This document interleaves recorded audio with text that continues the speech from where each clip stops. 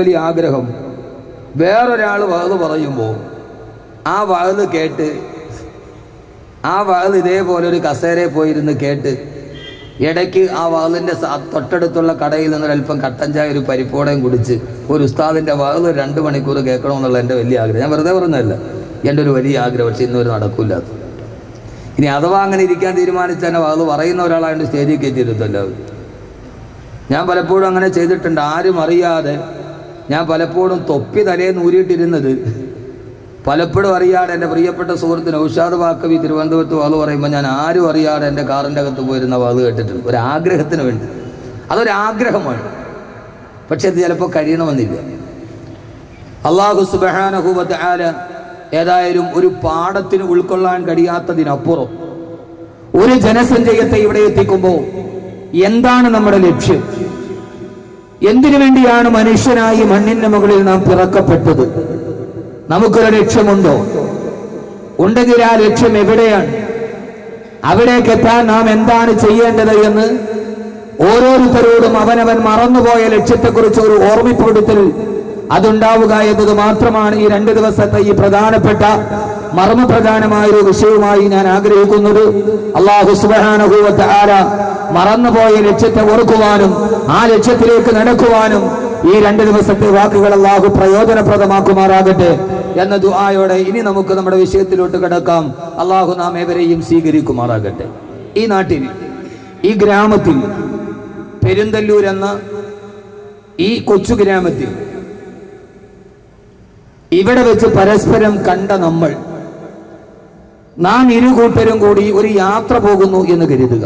സാങ്കല്പികമാണ്. ആ യാത്രയിൽ ഞാനുമുണ്ട്, നിങ്ങളുമുണ്ട്.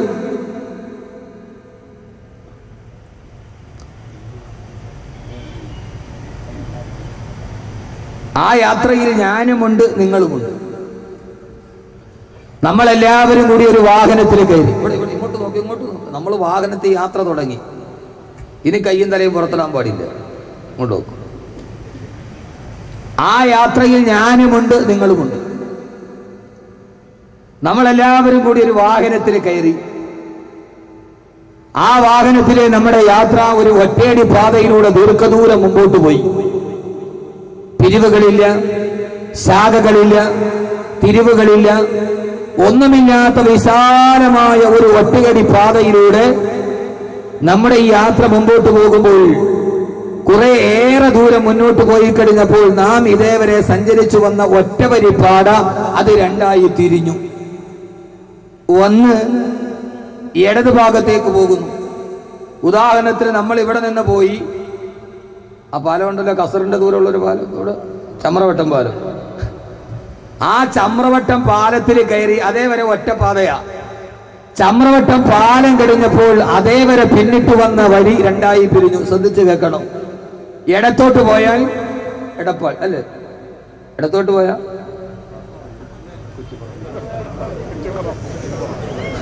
ഇപ്പൊ നിങ്ങൾ തമ്മിൽ ഇഖ്തിലാഫായ.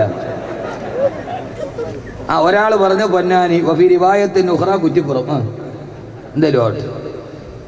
ഇടത്തോട്ട് പോയ പൊന്നാനി, വടത്തോട്ട് പോയ കുറ്റിപ്പുറം.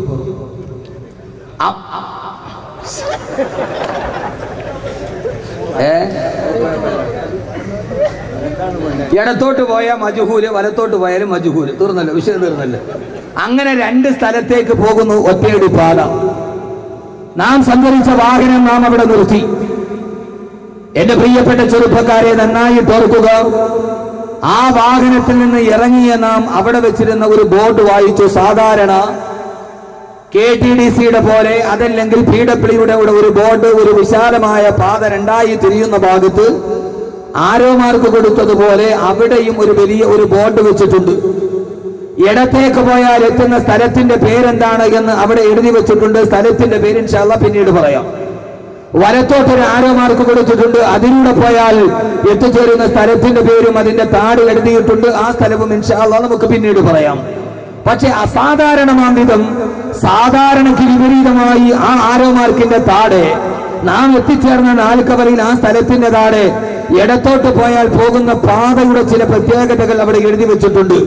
അതിൽ എഴുതി വെച്ചിരിക്കുകയാണ്, ഇടത്തോട്ട് പോയാൽ വളരെ സുന്ദരമായ പാതയാണ്, കുണ്ടുകളില്ല, കുടികളില്ല, വളരെ സുന്ദരമായി വാഹനത്തിൽ ഉറങ്ങി മെല്ലെ മെല്ലെ ആസ്വദിച്ച് യാത്ര ചെയ്യാൻ കഴിയുന്ന, എതിലൂടെ വേണമെങ്കിലും ആ പാതയിലൂടെ പോയാൽ എങ്ങനെ വേണമെങ്കിലും പോകാം, ഇഷ്ടമുള്ളത് കുടിക്കാം, ഇഷ്ടമുള്ളത് കടിക്കാം, ഇഷ്ടമുള്ളിടത്ത് കിടന്നുറങ്ങാം.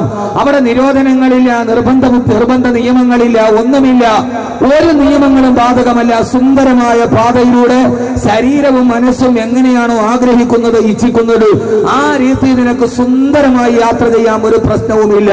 വളരെ സുഖകരമായ യാത്ര, ശരീരത്തിന് ഉല്ലാസം നൽകുന്ന യാത്ര, മനസ്സിന് ഉന്മാദം നൽകുന്ന യാത്ര. പക്ഷെ അതിന്റെ താഴെ എഴുതിയിരിക്കുന്നു, കാര്യങ്ങൾ ഇത്രയൊക്കെയാണെങ്കിലും ഈ സുന്ദരമായ പാത അവസാനം ചെന്നെത്തിച്ചേരുന്നത് ഒരു അഗാധമായ ഒരു ഗർത്തത്തിലേക്കാണ്. പാമ്പുകളും തേളുകളും ക്ഷുദ്രജീവികളും ഹിംസ്രജന്തുക്കളുമൊക്കെ വല്ലാതെ വാണരുളുന്ന ഒരു അഗാധമായ ഗർത്തത്തിലേക്കാണ് ഈ പാത ചെന്നെത്തിച്ചേരുക. ആ അഗാധമായ കുഴിയിലേക്കെങ്ങാനും വീണു പോയാൽ പിന്നീട് തിരിച്ചെഴുന്നേറ്റ് വരെ സുസാധ്യമല്ല, അസാധ്യമാണ് എന്ന് എഴുതി വച്ചിരിക്കുന്നു. നമ്മളെല്ലാവരും ആ ബോർഡ് വായിച്ചു. രണ്ടാമത് വലതുഭാഗത്തോട്ടുള്ള ആരോ മാർക്കിന്റെ താഴെ എഴുതിയിരിക്കുന്നു, ഇതിലെ യാത്ര ചെയ്താൽ ചെന്നെത്തുന്ന സ്ഥലം. പക്ഷേ പാത വളരെ കുണ്ടും കുഴിയും നിറഞ്ഞതല്ല. കല്ലുകളും മുള്ളുകളും ഒക്കെ ചവിട്ടി താണ്ടി വേണം അതിലൂടെ പോകാൻ. ശരീരത്തിന് വല്ലാതെ വിഷമം നൽകുന്ന, ശരീരത്തിന് വല്ലാതെ അസ്വസ്ഥമാക്കുന്ന കുണ്ടുകളും കുഴികളും കല്ലുകളും മുള്ളുകളും പ്രതിബന്ധങ്ങളും പ്രതിസന്ധികളും നിറഞ്ഞ ഒരു പാതയിലൂടെയാണ് യാത്ര ചെയ്യേണ്ടത്. അതിലൂടെ പോയാൽ ഇഷ്ടമുള്ളത് കുടിക്കാൻ കഴിയില്ല, ഇഷ്ടമുള്ളത് കടിക്കാൻ കഴിയില്ല, ഇഷ്ടമുള്ളിടത്ത് കിടന്നുറങ്ങാൻ കഴിയില്ല. അവിടെ നിയമങ്ങളുണ്ട്, നിരോധനങ്ങളുണ്ട്. പലതും അനുഭവിച്ചും സഹിച്ചും ക്ഷമിച്ചും ശരീരത്തെ വല്ലാതെ പിടിച്ചു നിർത്തിയാലല്ലാതെ, വല്ലാത്ത ക്ഷമയുള്ളവനല്ലാതെ ഈ ബോർഡിലൂടെ യാത്ര ചെയ്യാൻ കഴിയില്ല. അവൻ ധാരാളം പ്രതിസന്ധികളും പ്രയാസങ്ങളും വിഷമങ്ങളും അസ്വസ്ഥതകളും ആദികളും വ്യാധികളും ആകുലതകളും വ്യാകുലതകളും വ്യതകളും ശ്രദ്ധകളും വൈഷമ്യങ്ങളും പ്രയാസങ്ങളും സങ്കടവും എല്ലാം അവൻ അനുഭവിക്കേണ്ടി വരും. പക്ഷെ ഇങ്ങനെയൊക്കെയാണെങ്കിലും യാത്രയിലൊക്കെ അനുഭവിച്ചാലും അവസാനം ഈ പാത ചെന്നെത്തുന്ന സ്ഥലം ഒരൊറ്റ ദർശനം കൊണ്ട് തന്നെ അസ്വസ്ഥബാധിതമായ മനസ്സിന്റെ സർവ്വ പ്രയാസങ്ങളും വിട്ടൊഴിയുന്ന ആ സ്ഥലം കണ്ടാൽ തന്നെ ഇതേവരെ സഞ്ചരിച്ച സർവ്വ ബുദ്ധിമുട്ടുകളും താനെ മറന്നുപോകുന്ന സുന്ദരമായ സൂനങ്ങളും പൂവാടികളും ഒരുങ്ങി നിൽക്കുന്ന പച്ച പരവതാനി വിരിച്ച പുൽമേടുകളും അതിന്റെ താഴ്ഭാഗത്തുകൂടി സുന്ദരി പെണ്ണിന്റെ കാലിൽ കിടക്കുന്ന വെള്ളിക്കൊലുസു പോലെ തടം തല്ലി ആ തൊടുകുന്ന കൊച്ചരുവികളും ആ അരുവികളുടെ ഓരത്തായി സുന്ദരമായ രമ്യകർമ്മങ്ങളും പാട്ടുപാടുന്ന പറവകളും ഒക്കെ ഒന്നിച്ചു നിൽക്കുന്ന ഒരു സുന്ദരമായ ഉദ്യാനത്തിലേക്കാണ് ഈ പാത ചെന്നെത്തുക. അവിടെ എത്തിച്ചേർന്നാൽ പിന്നെ ഇതേവരെ സഞ്ചരിച്ചതിൻ്റെ ഒരു പ്രയാസങ്ങളും അവൻ ഒരിക്കലും പിന്നീട് തിരിച്ചു വരികയില്ല. അങ്ങനത്തെ രണ്ട് സ്ഥലങ്ങളാണ് ഇനി നമുക്ക് പോകാനുള്ളത് എന്ന് വാഹനത്തിൽ നിന്നിറങ്ങിയ നമ്മൾ രണ്ടുപേരും ഈ ബോർഡ് വായിച്ചു കഴിഞ്ഞാൽ എൻ്റെ പ്രിയപ്പെട്ട പെരുന്തല്ലൂരെ എൻ്റെ പ്രിയപ്പെട്ട സഹോദരങ്ങളെ, എങ്ങോട്ട് യാത്ര ചെയ്യാനായിരിക്കും ആ സമയത്ത് നമ്മൾ തീരുമാനിക്കുക. നിങ്ങളുടെ അഭിപ്രായം അറിഞ്ഞിട്ടാണ് ഇനി വിഷയം എങ്ങോട്ടാണ് തീരുമാനിക്കുക. ഇടത്തോട്ട് പോകാനാണോ നമുക്ക് താല്പര്യം, അതല്ല വലത്തോട്ട് പോകാനാണ്? ആലോചിച്ചിട്ടേ പറയാവൂ. ഇഷ്ടമുള്ളത് കുടിക്കാൻ കഴിയില്ല, ഇഷ്ടമുള്ളത് കടിക്കാൻ കഴിയില്ല, ഇഷ്ടമുള്ളിടത്ത് കിടന്നുറങ്ങാൻ കഴിയില്ല, മനസ്സിന്റെയും ശരീരത്തിന്റെയും ആഗ്രഹങ്ങൾ ആസ്വദിക്കാൻ കഴിയില്ല. അതിലൂടെ പോയാൽ നിരോധനങ്ങളുണ്ട്, അതിലൂടെ പോയാൽ കൽപ്പനകളുണ്ട്, അതിലെ പോയാൽ ഫർദുകളുണ്ട്, വാജിബുകളുണ്ട്, സുന്നത്തുകളുണ്ട്, മുബാഹുണ്ട്, ഹലാലുണ്ട്, ഹറാമുണ്ട്, കറാഹത്തുകളുണ്ട്. അതിലൂടെ പോയാൽ ശരീരത്തെ മുഴുവനും അതിന്റെ ആഗ്രഹത്തിന്റെ ഭൂമികയിൽ നിന്ന് പിടിച്ചു നിർത്തിയാലല്ലാതെ, വല്ലാതെ ശരീരത്തെ പിടിച്ചതിന്റെ മോഹങ്ങൾക്ക് കടിഞ്ഞാനിട്ടാലല്ലാതെ അതിലൂടെ പോകാൻ കഴിയുകയില്ല എന്നത് ഉറപ്പാണ്. അതുകൊണ്ട് വളരെ ആലോചിച്ചിട്ടേ പറയാവൂ. വലത്തോട്ടുള്ള കുണ്ടും കുഴിഞ്ഞുള്ള റോഡാണോ അതല്ല ഇടത്തോട്ടുള്ള റോഡാണോ അഭിമാഗ്യം? വലത്തോട്ട് തന്നെയല്ലേ? ഇവിടുത്തെ MLA ആരാ? KT ജലീൽ, ഇവിടുത്തെ MLA. എൻ്റെ പ്രിയപ്പെട്ട സഹോദരങ്ങളെ, അപ്പൊ വലത്തോട്ട് തന്നെയാണ് നമ്മുടെ യാത്ര. ആയിക്കോട്ടെ. ഇടത്തുഭാഗത്തോട്ടുള്ള ആരോ മാർക്കിന്റെ താഴെ എഴുതിയിരിക്കുന്നു, ഇതിലെ പോയാൽ ചെന്നെത്തുന്ന സ്ഥലത്തിന്റെ പേരാണ് നരകം. വലത്തോട്ടുള്ള ആരോ മാർക്കിന്റെ താഴെ എഴുതിയിരിക്കുന്നു, ഇതിലെ യാത്ര ചെയ്താൽ നിങ്ങൾ എത്തിച്ചേരുന്ന സ്ഥലത്തിന്റെ പേരാണ് സ്വർഗം. അള്ളാഹു നമ്മളെ വലത്തോട്ട് യാത്ര ചെയ്ത് ഈ പറഞ്ഞതൊക്കെ ഒന്ന് പരിശീലിച്ച് അവസാനം നമ്മുടെ ലക്ഷ്യത്തിലെത്തി സ്വർഗത്തിലെത്തുന്ന യാത്രയായി അള്ളാഹു സ്വീകരിക്കുമാറാകട്ടെ. ഇൻഷാ അല്ലാഹ് നമ്മുടെ യാത്ര പെരുന്തല്ലൂരെ ഈ പാടത്തു നിന്ന് തുടങ്ങുകയാണ്. നാളെ അവസാനിക്കുമ്പോൾ ഈ യാത്ര എല്ലാ വഴിക്കാഴ്ചകളും കണ്ട്, എല്ലാ നാൽക്കവലകളും കണ്ട്, എല്ലാ പ്രതിബന്ധങ്ങളും കണ്ട്, എല്ലാ പ്രതിസന്ധികളും തരണം ചെയ്ത് ഇൻഷാ അല്ലാഹ് നാളെ അവസാനിക്കുമ്പോൾ നമ്മുടെ യാത്രാവാഹനം സ്വർഗത്തിലെത്തണം. അള്ളാഹു എത്തിക്കുമാറാകട്ടെ. അങ്ങനെ നമ്മളെല്ലാവരും ഇറങ്ങി നിന്നു. യഥാർത്ഥത്തിൽ ഞാൻ ഈ പറഞ്ഞത് എന്റെ പ്രിയപ്പെട്ട സഹോദരങ്ങളെ ഒരു നാടൻ സംഭാഷണ ശകലമല്ല. യഥാർത്ഥത്തിൽ ഞാൻ ഈ പറഞ്ഞത് എന്താ? ഞാൻ പറഞ്ഞൊരു നാടൻ സംഭാഷണ ശകലമല്ല. ഇതേവരെ പറഞ്ഞത് 14 നൂറ്റാണ്ടുകൾക്ക് മുമ്പ് ദിശയേറുന്നറിയാതെ, ലക്ഷ്യമേടെന്നറിയാതെ, എവിടേക്കാണ് സഞ്ചരിക്കേണ്ടതെന്നറിയാതെ, എവിടേക്കാണ് പോകേണ്ടതെന്നറിയാതെ, ലക്ഷ്യബോധമില്ലാതെ ലക്ഷ്യം മറന്നുപോയ 6-ാം നൂറ്റാണ്ടിലെ കാട്ടറബികളുടെ മുമ്പിലൂടെ വരുന്നവന്റെ കടുത്ത് വെട്ടിയെറിഞ്ഞിട്ടവന്റെ നെഞ്ചത്ത് ചവിട്ടി യാത്ര ചെയ്തു പോയ, ദിശയറിയാതെ വിക്കറിയാതെ കടന്നുപോയ 6-ാം നൂറ്റാണ്ടിലെ കാട്ടറബികളെ അല്ലാഹുവിന്റെ വിശുദ്ധമായ ലക്ഷ്യബോധമുള്ള അടിമകളാക്കി മാറ്റാൻ 6-ാം നൂറ്റാണ്ടിലെ കാട്ടറബികളുടെ മുമ്പിലേക്ക് അവതീർണമായ, ദിശ അറിയാത്തവന് ദിശ പഠിപ്പിച്ചു കൊടുത്ത അല്ലാഹുവിന്റെ വിശുദ്ധ ഖുർആൻ. ആ ഖുർആനിലെ 114 അധ്യായങ്ങളിൽപ്പെട്ട ഒരധ്യായമായ സൂറത്ത് ദഹറിന്റെ ഒരേ ഒരായത്തിന്റെ 2 ആയത്തിന്റെ അർത്ഥമായി ഇതേവരെ നിങ്ങളോട് ഞാൻ പങ്കുവച്ചത് ഒരു നാടൻ കഥയല്ല. അല്ലാഹു വിശുദ്ധമായ ഖുർആനിൽ മനുഷ്യനോട് പറഞ്ഞ 2 ആയത്തുകൾ അല്ലാഹ് പറയുകയാണ്, മനുഷ്യ, മാനവാ മാനവാ മാനവാ. ആ സൂറത്തിന്റെ പേര് തന്നെ സൂറത്തുൽ ഇൻസാൻ എന്നാണ് എന്നുമുണ്ട്, സൂറത്തുൽ ദഹർ എന്നുമുണ്ട്, സൂറത്തുൽ ഇൻസാൻ എന്നുമുണ്ട്. ആ അധ്യായത്തിന്റെ പേര് തന്നെ മാനവൻ എന്നാണ്, മനുഷ്യനെന്നാണ്. മനുഷ്യനെന്ന് പേര് വെക്കപ്പെട്ട അധ്യായത്തിൽ അല്ലാഹ് പറയുകയാണ്, മാനവാ മാനവാ മാനവാ, മനുഷ്യനെ മനുഷ്യനെ മനുഷ്യനെ. അല്ലാഹ് പറയുകയാണ്, إنا خلقنا الإنسان من نطفة أمشاج نبتليه فجعلناه سميعا بصيرا إنا هديناه السبيل إما شاكرا وإما كفورا. അല്ലാഹ് പറയുകയാണ്, മനുഷ്യ, മാനവ, ഇന്നാ ഖലഖനൽ ഇൻസാൻ. ഓ മനുഷ്യ, ഓ മനുഷ്യ, നിന്നെ ഞാൻ സൃഷ്ടിച്ചത് എവിടെ നിന്നെന്നറിയോ? ഓ മനുഷ്യ, നിന്നെ ഞാൻ സൃഷ്ടിച്ചത് എവിടെ നിന്നറിയോ? സ്വർണ്ണക്കട്ടിയിൽ നിന്നല്ല, തങ്കത്തിൽ നിന്നല്ല, പ്ലാറ്റിനത്തിൽ നിന്നല്ല, യുറേനിയത്തിൽ നിന്നല്ല. ഓ മനുഷ്യ, പോളിയൂറിത്തേറിയത്തിൽ നിന്നല്ല നിന്നെ ഞാൻ പടച്ചത്. നീ കാലിത വെട്ടി നിൽക്കുന്ന മണ്ണിൽ നിന്നാ നിന്നെ ഞാൻ പടച്ചത്. ഇന്നാ ഖലഖനൽ ഇൻസാന മിൻ നുത്ഫത്തിൻ അംശാജിൻ നബ്തലീഹ്. ആര് കണ്ടാലും തൊടാനറക്കുന്ന, കണ്ടാൽ ഉടനെ തുടച്ചു മാറ്റാൻ വ്യഗ്രത കാണിക്കുന്ന ഒരു ഇന്ദ്രിയത്തുള്ളിൽ നിന്നല്ലേ മനുഷ്യ നിന്നെ ഞാൻ പടച്ചത്. അല്ലാഹ് ചോദിക്കുകയാണ്, ലക്ഷ്യബോധം നഷ്ടപ്പെട്ടു പോയ സമൂഹത്തിനോട് ലക്ഷ്യം മറന്ന മനുഷ്യന്റെ കഥ, ലക്ഷ്യം മറന്ന മനുഷ്യന്റെ കഥ, ആ കഥയാണ് പറയുക. അല്ലാഹ് പറയുകയാണ്, നിന്നെ ഞാൻ ഒട്ടിപ്പിടിക്കുന്ന ഒരു ഇന്ദ്രിയത്തുള്ളിൽ നിന്ന് പടച്ചിട്ട് അല്ലാഹ് പറയുകയാ, നിന്റെ ജീവിതം തുടങ്ങി. ആ ജീവിതം വെറും ഒരു ഒറ്റയടിപ്പാടയിലൂടെ, അവന് പിരിവുകളില്ല, അവന് ശാഖകളില്ല, ഒന്നും തിരിഞ്ഞു നോക്കേണ്ട. അവന്റെ ജീവിതം ഇങ്ങനെ മുമ്പോട്ട് കടന്നു പോവുകയാണ്. അല്ലാഹ് പറയുന്നു, അങ്ങനെ കുറെ കാലമായപ്പോ, ഓ മനുഷ്യ, നിനക്ക് പ്രായപൂർത്തിയായപ്പോ, ഫജഅൽനാഹു സമീഅൻ ബസീറ,